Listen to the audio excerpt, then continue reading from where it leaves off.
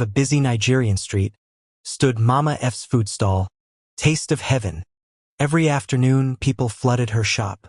Long queues snaked down the dusty road, while other food sellers sat idly, watching with envy as her pots emptied within minutes. Her jollof rice shimmered in the sun. Her stew glistened like gold, and her fried plantains, perfectly caramelized. People said, Mama F's food no get rival. But what they didn't know was that her success came from a darkness deeper than hunger. A year before her fame, Mama F had struggled. She barely sold a plate a day. Her children often went to bed hungry. Desperate and humiliated, she sought help from a native doctor in a remote village called Umuoji.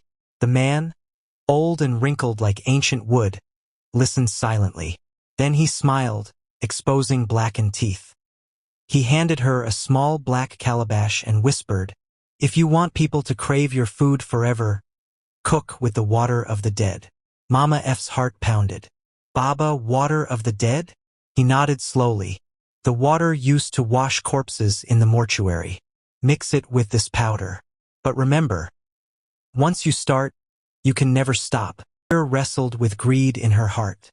But hunger, the hunger for wealth and respect, won. From that night, she began her ritual. Every week, before dawn, she would sneak to the back of the town mortuary with a bucket. The mortuary attendant, who had been bribed, filled it for her. She added a pinch of the black powder into her stew before dawn prayers echoed through the streets.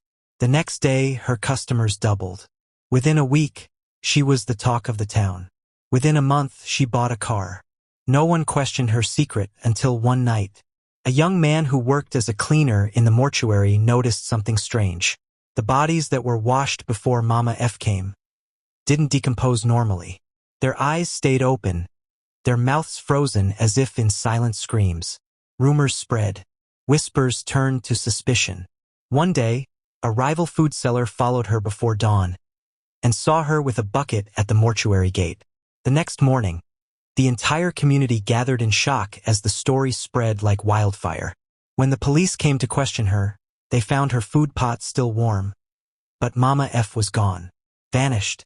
Only the black calabash remained, cracked and leaking dark water that smelled faintly of smoke and death.